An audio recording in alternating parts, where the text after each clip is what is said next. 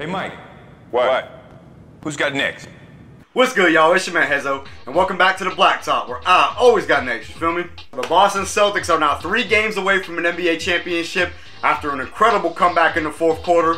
I know I'm a little bit late to the party, but that's the downside of working an 8 to 5 job, so it is what it is. So before I dive into everything, if y'all are new to my channel, go ahead and hit that subscribe button. Help me get to my first 300. I'm right under it, so I greatly appreciate all the help and support that I've gotten so far. Let's get right into it. So game one, honestly, man, looked like it was going to be a blowout in favor of the Warriors. Warriors were just getting whatever they wanted. Their defense looked like Boston's defense.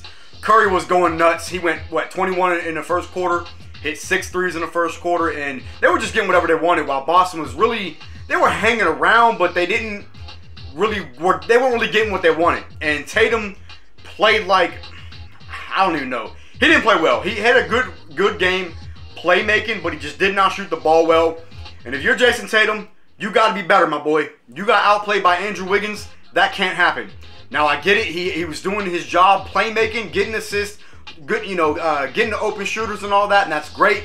But when you're a star player in this league, the best player on the team, shooting, what, 3 for 17 or whatever in the finals game, that's not gonna cut it. So I expect Jason Tatum to be better from here on out. Really, the first half was all about, well, not even really the first half. Boston really was taking the game, and when you look at the first half, the way the game was played, they were only up. Boston was up 2 with Curry kind of going crazy in the first quarter. So that was a good sign for Boston. But in the third quarter, the Warriors do what they do and just completely blitz the Celtics. And it really looked like they had took control of the game.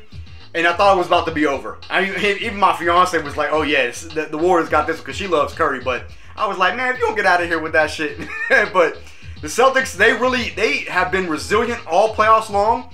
They did it once again in the fourth quarter, man. The time capsule of Al Horford.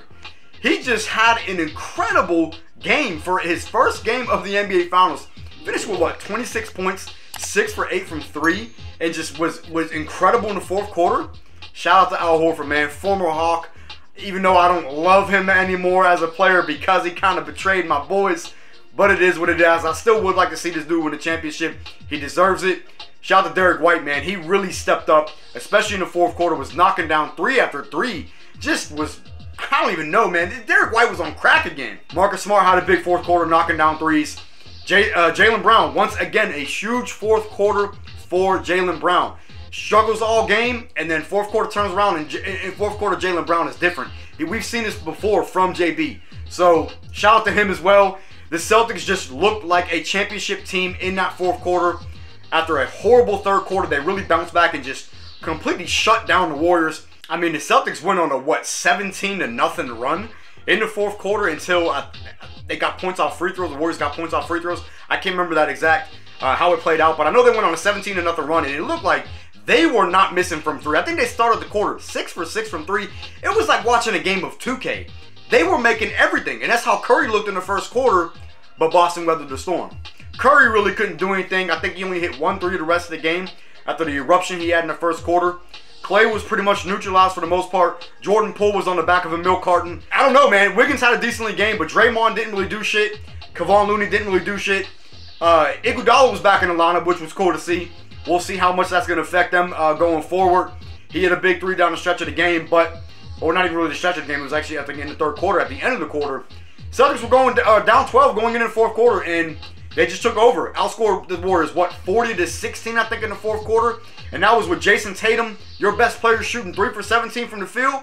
If you are the Celtics, you got to feel good about that one, because when you play that bad in the third quarter and you still are able to pull out the victory with your best player playing not his best game, while on the other hand, the Warriors' best player puts up 34 and shoots, what, 7 for 11 from 3 or 7 for 12 from 3.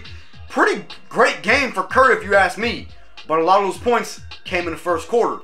He didn't really do too much the entire game that really killed the Celtics. So credit to the Celtics defense, man. They clamped up in the fourth quarter, and that's what it came down to. But I expect a different game for the Warriors in Game 2. I do expect them to win Game 2. I picked the Celtics in 6 in this series. I'm sticking with that. I think the Warriors win Game 2. Boston win Game 3 and 4 at home. Warriors win Game 5 at home, and then Boston closes it out in 6. So we'll see what happens. I want to do a quick recap, man. I want to get this video out as soon as possible because, again, I am a little bit late because of my job. But you'll have that, so it is what it is. So I'm going to pretty much leave it there, man. Let me know what y'all thought of this game. Who was your biggest surprise? I think Al Horford was really the biggest eye-opener. I don't really expect a repeat performance for Al Horford in Game 2. But you never know, man. He's been thrown in the time capsule and went back in time. And he's now prime Al Horford all over again. So we'll see what happens, man. So I'm excited for Game 2 on Sunday. I am going to do a recap right after the game since it is an 8 o'clock game on Sunday. So be on the lookout for that. Let me know what y'all think of this game down in the comments. Leave a like, and I will catch y'all next episode.